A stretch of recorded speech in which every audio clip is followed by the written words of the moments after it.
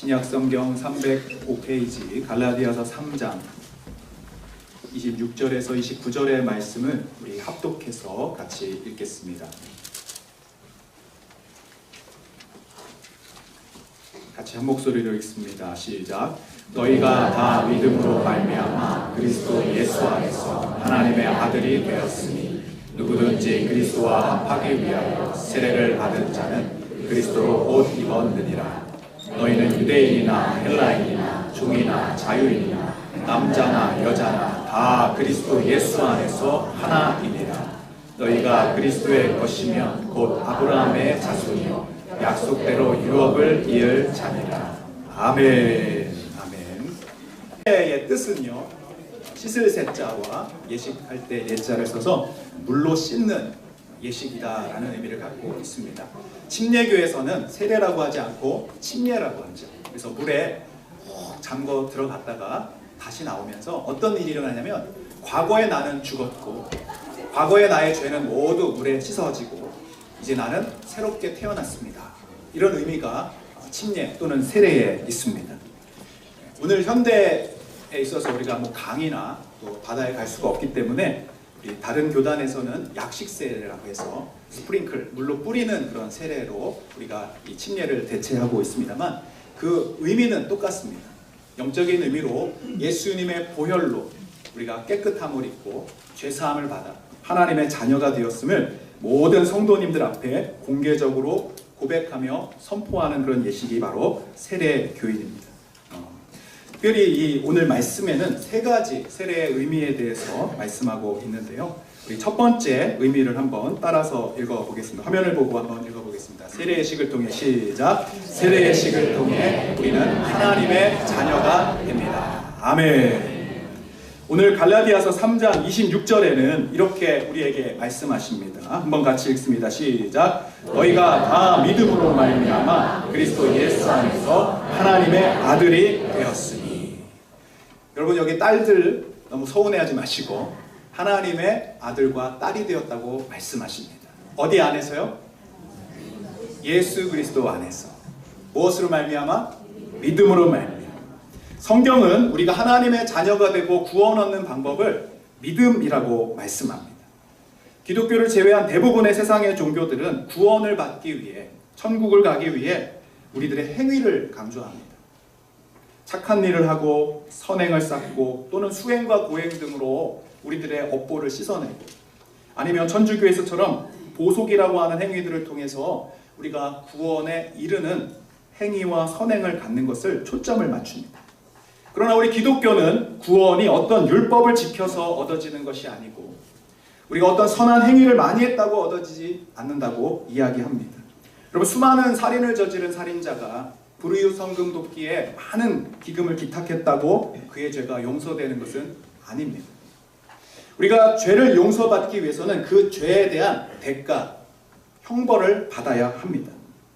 그런데 그 죄에 대한 대가를 성경은 사망이라고 말하고 죽음이라고 말을 합니다. 그래서 우리 죄를 지은 우리를 포함한 모든 인류는 그 죄의 대가로 영원한 죽음을 맞이하게 된 것입니다. 그러나 예수님은 우리의 모든 죄의 형벌을 대신 지시고 십자가에 달려 죽으심으로 그의 피로 우리의 모든 죄를 씻으셨다라고 말씀하십니다. 오늘 제가 이 후드를 빨간색으로 했습니다만 이것은 예수님의 피를 의미합니다. 단순히 우리가 세례를 받을 때 물로 씻음 받는 것이 아니라 그 물이 상징하는 바는 예수님 십자가에 흘리신 바로 보혈의 피인 것이죠.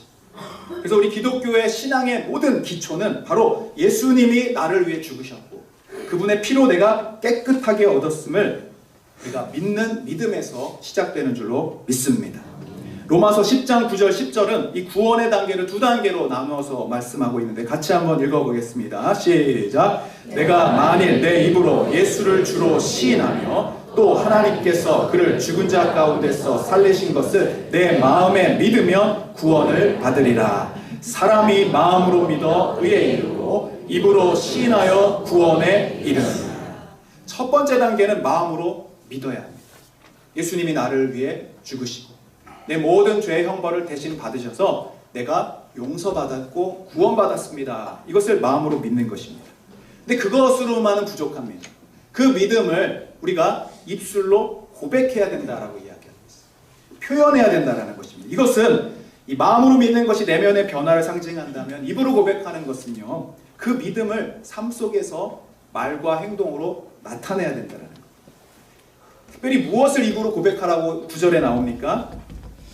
내 입으로 예수를 주로 시인하라.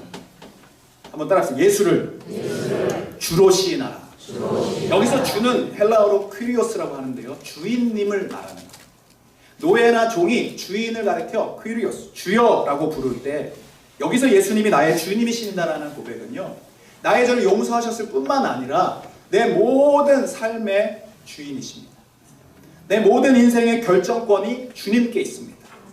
나는 주님으로부터 용서받았고 하나님의 자녀가 되었기에 이제 주님이 나의 아버지시고 나의 모든 인생을 책임지시는 분이십니다. 여기 안에 주님이십니다라는 고백이 들어있는 거예요. 그래서 예수님이 그냥 하나님의 아들이라는 철학적 지식적 동의에서 그치는 것이 아니라 내 인격을 그분께 맡기는 거예요. 내 삶을 그분께 드리는 것입니다. 이 세례는 무엇이냐?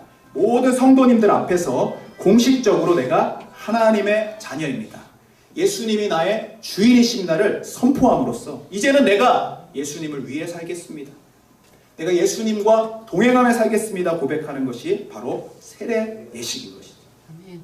이것을 우리의 삶에 가장 가까운 예로 비유하자면 결혼식과 비유할 수 있습니다. 결혼하기 전에는 여러분, 상대방을 내가 마음대로 선택할 수 있고 내가 좋아하는 사람은 누구든지 만날 수 있습니다. 아무런 간섭도 없이 만날 수 있습니다만 결혼하는 바로 그 순간부터는 과거의 모든 사람들은 잊어야 하는 것이죠. 여러분, 결혼하는 순간부터 나는 그 사람만 바라보고 사는 거예요. 그 사람과 함께 사는 것입니다. 물론 여러분, 결혼하지 않고도 동거라는 것을 통해 그냥 함께 살 수는 있습니다. 세례받지 않고도 교회 나와서 얼마든지 예배 드릴 수 있습니다. 근데 여러분, 동거라는 것은 결국 내가 마음이 바뀌면, 내가 사정이 바뀌면 얼마든지 포기하거나 다른 사람을 만날 수 있다는 것이죠. 여러분, 무엇이 더 행복할까요? 여러 사람을 사랑하는 것이 행복할까요? 아니면 단 한 사람만 사랑하는 것이 행복할까요? 이렇게 대답이 선뜻 안 나오셔야 되겠습니까? 일부에도 답이 안 나오시죠? 좀 생각을 해봐야 될 것 같아요. 여러분, 오히려 여러 사람들을 사랑하는 마음은 불안합니다. 그리고 그 사랑이 늘 공허합니다. 그러나 여러분을 진실하게 사랑해 줄 수 있는 그 한 사람, 아니 여러분을 위해 생명까지 바치고 모든 것을 다 줄 수 있는 그 한 분이 나의 사랑이 된다면 여러분, 그 사랑은 가장 행복한 사랑인 줄로 믿습니다. 예수님이 여러분을 위해 모든 것을 바치시고 여러분에게 생명을 주시고 여러분에게 전부를 주셨기에 우리가 그분만을 믿고 그분만을 사랑하고 그분이 나의 주님이십니다라고 고백하는 이 서약은 그 인생의 어떤 것보다도 가장 가치 있고 귀한 결단인 줄로 믿습니다. 오늘 그 결단을 통해 여러분 모두가 하나님의 아들과 딸이 되는 축복, 그리고 예수님이 나의 신랑과 신부가 되는 축복을 받게 되는 줄로 믿습니다. 오늘 두 번째 27절에 보니까요, 세례를 통해 받는 축복의 의미가 이것이라고 얘기합니다. 한번 화면을 보고 세례의식을 통해 우리가 받는 것이 어떤 은혜가 있는지 보겠습니다. 시작. 세례의식을 통해 그리스도의 의로운 옷을 입고 우리는 의롭게 됩니다. 죄인인 우리가 하나님의 눈에 의롭게 되는 이유는 우리 자체가 의로워져서가 아니라 예수님의 의로운 옷을 입었기 때문이라고 말해요. 제가 오늘 이렇게 성의를 입었습니다. 이것이 저를 의롭게 하는 것은 아닙니다만 상징하는 바가 뭡니까? 예수님께서 나를 구원하셨고 또 목회자로 불러주셔서 하나님의 말씀을 전하는 사역자로 불러주셨다는 것을 보여주는 것입니다. 법복을 입은 판사들은 그 자체로가 그 권위를 상징하고 그에게 준 공권력을 의미하는, 경찰 사복도 마찬가지고 여러분 의사나 간호사들이 입는 가운들, 그 옷은 다 정체성을 말해주는 것입니다.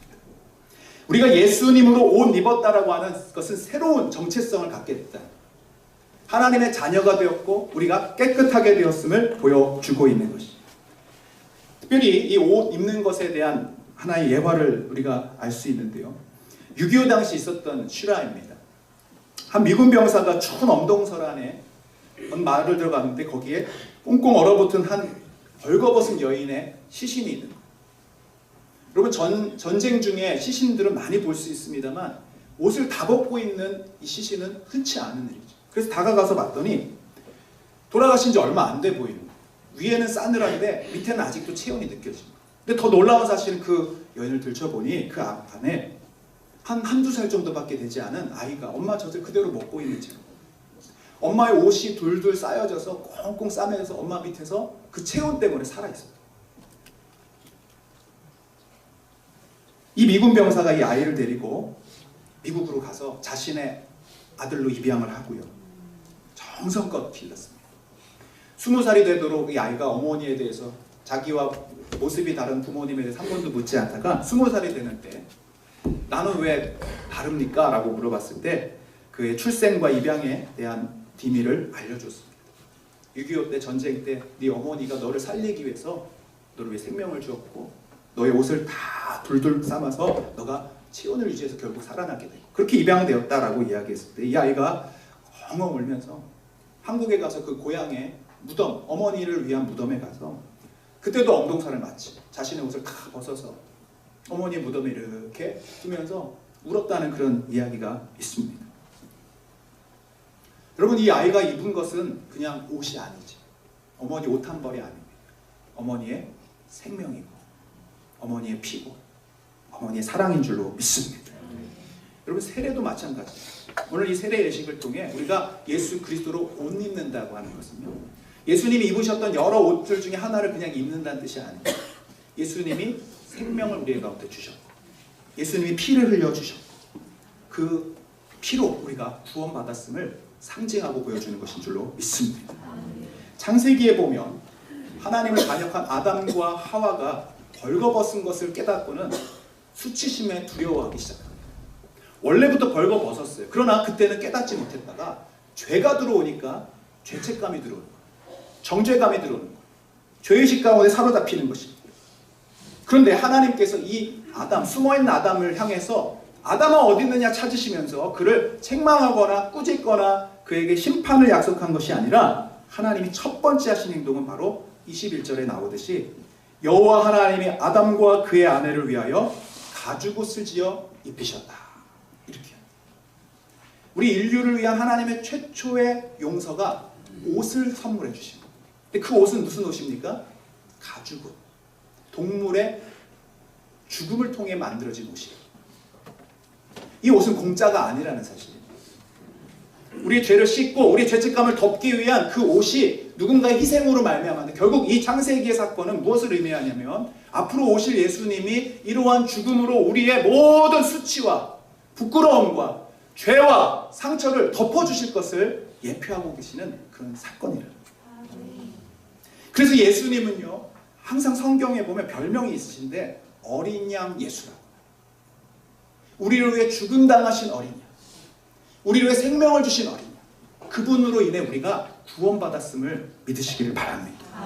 요한계시록 5장 12절에 한번 볼까요? 시작. 큰 음성으로 이르되 죽임을 당하신 어린 양은 능력과 부와 지혜와 힘과 존귀와 영광과 찬송을 받으시기에 합당하도다. 아멘. 예수님이 어떤 어린 양이세요? 죽임을 당했다, 살해당했다는 거예요. 여러분 이 어린 양은 너무나 연약한 이미지죠.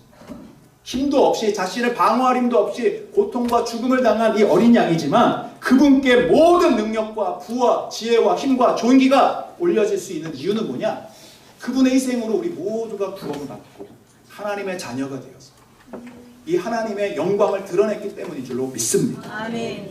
이 구체적인 이 사건 어떻게 그 피로 우리가 구원받았는지를 이사야 53장에 예수님 탄생 700년 전에 예언하여 말씀하고 있습니다. 5절부터 7절까지 있습니다. 시작. 그가 찔림은 우리의 허물 때문이요 그가 상함은 우리의 죄악 때문이라. 그가 징계를 받음으로 우리는 평화를 누리고 그가 채찍에 맞음으로 우리는 나음을.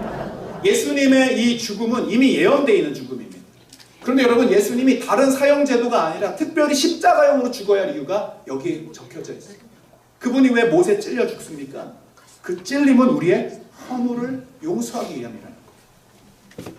그가 상해진 것, 매를 맞고 주먹질로 당하고 그렇게 온 모욕을 당하신 것은 우리가 죄악을 지어서 그 죄를 용서받기 위함이라는 것이죠. 그가 징계를 받고 여러분 그 동물의 뼈들이 금속 조각들이 달린 그 채찍으로 등에 그렇게 맞으신 이유는 우리의 질병과 아픔을 치유하기 위하십니다. 여러분 이것을 믿는 자는 그 능력과 구원이 우리에게 임하는 줄로 믿습니다. 예수님이 우리를 위해 죽으시고 우리의 모든 죄를 사하셨음을 믿는 자에게 이 약속이 주어지는 줄로 믿습니다.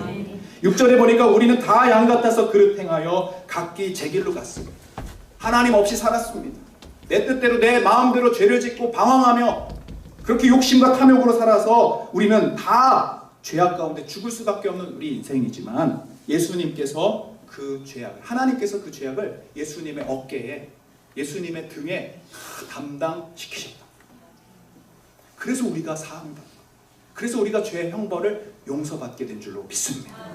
7절에 이렇게 얘기하죠. 그가 곤욕을 당하여 괴로울 때에도 그의 입을 열지 아니하였으며 마치 도수장으로 끌려가는 어린 양과 털 깎는 자 앞에서 잠잠한 양같이 그의 입을 열지 아니하였다.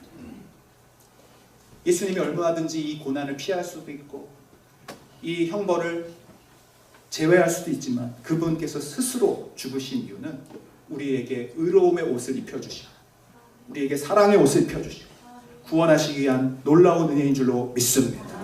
오늘 세례를 받으시는 분들 그리고 이미 세례를 받으신 여러분들 다시 한번 이 의미를 되새기시고 예수 그리스도로 우리가 옷 입혀졌음을 믿으시기를 축복합니다. 중국의 한자를 보면 여러분 여기에는 상형 문자라고 해서 뜻이 담겨 있죠. 그런데 중국 이 최초의 설화를 보면 놀랍게도 창세기의 홍수설화에 나왔던 이야기들이 나와요. 한번 그림을 보여주시면 복희 여와라고 하는 두 신이 있어요. 창조의 신이. 근데 이 여와라고 하는 이름을 누아라고 돼요. 그 참 신기하게 노아라는 이름과 비슷한 발음인데 홍수 이후에 세계가 창조되었다라고 하는 설화를 중국 설화에 갖고 있습니다. 근데 더 재미있는 것은 이 노아 홍수가 단순히 이스라엘 지방에서 일어났던 일이 아니라 전 세계 여러 가지 홍수 설화들이 있는데 특별히 중국에서도 이런 홍수 설화를 가지고 많은 이야기들이 있어요. 그래서 한자의 뜻도 보면 뭐 이거는 어쩌면 과학적 근거는 없습니다만 여러분 이 홍수 설화의 내용을 담고 있는 한자가 있는데 배선자를 한번 보여주세요. 배선자는요 배 주자와 8팔자 그리고 사람의 수를 나타내는 입구자가 모여서 형성이 됐어요. 노아의 가족들이 몇 명입니까? 8명. 그래서 노아의 식구들이 배를 타고 있는 이 모습을 배선자라고 합니다. 특별히 여러분 양을 가리키는 양자에 많은 의미들이 담겨 있는데 성경적 의미들이 굉장히 많이 담겨 있습니다. 어린 양 고자 한번 한자를 보여주시면 이것은 양양자에 불화자가 합쳐져 있어요. 불이 타는 곳 위에 양이 제물로 바쳐 있는 모습을 어린 양 고라고 합니다. 이와 비슷한 의미로 상서로울 상자는 뭐냐면 길하다, 운이 좋다 이런 뜻인데요. 제사를 드리는 제사 시자 앞에 양이 붙어 있습니다. 양을 드릴 때 이것이 예배로 올려지면 그것이 우리에게 복이 된다 이런 뜻이 있죠. 더 신기한 것은요 바로 의로울 의자예요. 제가 오늘 이 얘기를 드리려고 하는 거죠. 무엇과 무엇이 합쳐졌냐면 양과 나 앞자. 이건 우리를 상징하죠. 내 위에 양이 올려져 있어요. 양의 가죽이 올려져 있어요. 그럴 때 우리가 어떻게 된다고요? 의롭게 되어진다. 나 스스로는 죄인이지만 나의 힘으로는 구원받을 수 없지만 내가 어린 양 대신 예수님을 붙잡을 때 그분의 의로움으로 내가 옷 입게 되어 구원받는 의로운 백성 되는 줄로 믿습니다. 그래서 오늘 27절에 이렇게 말을 하죠. 다시 한번 읽겠습니다. 시작. 누구든지 그리스도와 합하기 위하여 세례를 받은 자는 그리스도로 옷 입어. 세례를 통해 우리가 하나님과 예수님과 연합이 된다는, 하나가 된다는, 그리고 그분의 의로움이 나의 의로움이 되어지는 줄로 믿습니다.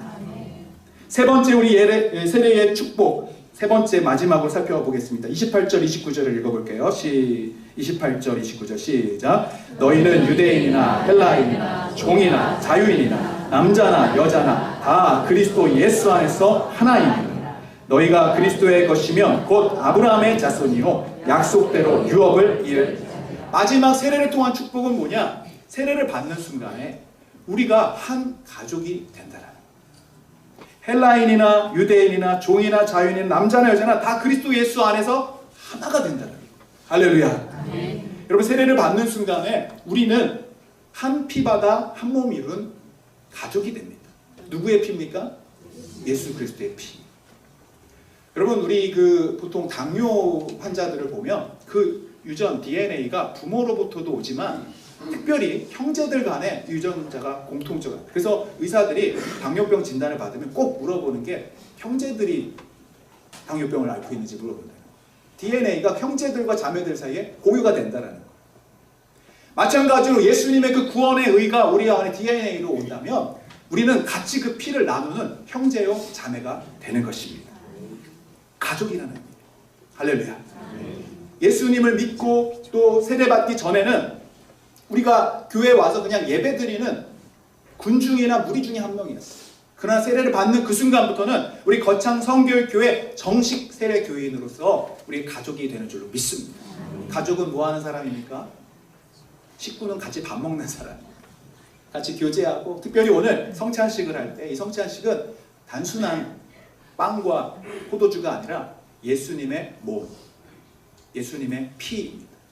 그분의 살이 우리에게 영원한 생명력을 주고 그분의 피가 우리에게 구원의 역사를 주는 줄로 믿습니다. 그래서 오늘 그런 의미를 살피시고 또 함께 형제요 자매된 우리 서로를 사랑하는 그런 공동체 되기를 축복합니다. 우리 다니엘 기도회가 진행 중인데 오늘 저녁에 오시는 강사분이 탈북자예요. 이름이 뭐냐면 정유나 자매예요. 우리 교회 어린이 우리 손명아 집사님 따님 중에 정유나가 있어. 그리고 동생 정예나가 있어. 근데 걔네들이 그걸 딱 보고 광고를 보고 저기 언니 이름 또 있네. 근데 거기에 뒤에 뭐라고 써있냐? 자매라고 써있잖아. 우리가 자매인지 어떻게 알았지? 그 자매 맞죠? 그 자매가 네. 우리가 누군가를 부를 때 교회 안에 여성들을 호칭할 때 자매라고 부릅니다. 교회 안에 남성들을 부를 때 형제라고 불러요. 그래서 우리가 형제요 자매가 되겠습니다. 정말로 어려운 일을 당할 때 우리가 함께 슬퍼하고 함께 울어주고 함께 기도하는 것이 가족입니다. 기쁜 일이 있을 때 함께 웃어주고 축하해주고 감격하는 것, 그것이 우리 성결 가족이 해야 될 일인 줄로 믿습니다. 오늘 세례를 받으시는 분들 오늘 6분이 1부에 1분 또 2부에 5분이 받으시는데요. 앞으로 이제 우리 어머니들이시고 우리 형님이시고 또 우리 삼촌이시고 또 우리 아버지신 줄로 믿습니다. 우리 이분들을 정말로 잘 섬기고 천국 가는 그날까지 어려움이 있든 기쁜 일이 있든 그 손을 붙들어 주셔서 결국 마지막 천국 갈 때는 우리는 손잡아 드릴 수 없지만 예수님의 손 붙들고 저 영원한 천국에 입성하시는 귀한 축복이 있기를 축복합니다. 어제 마지막으로 세례 문답을 하면서 우리 대부분은 이렇게 연세가 많으시고 우리 박종현 성도님이 받으셨는데 딱 그러시더라고요. 오늘부터 우리는 천국 가는 동기 동창입니다. 여러분 뭐 고등학교도 기수가 있잖아요. 무슨 고 몇 회 이제 같이 끝까지 믿음 안에서 형제 자매 되어서 먼저 하나님의 자녀로 또 예수 그리스도의 신부와 신랑으로 또 우리 성결의 가족으로 영원토록 우리가 함께 서로 사랑하는 귀한 동기 동창 되시는 은혜가 있기를 축복합니다.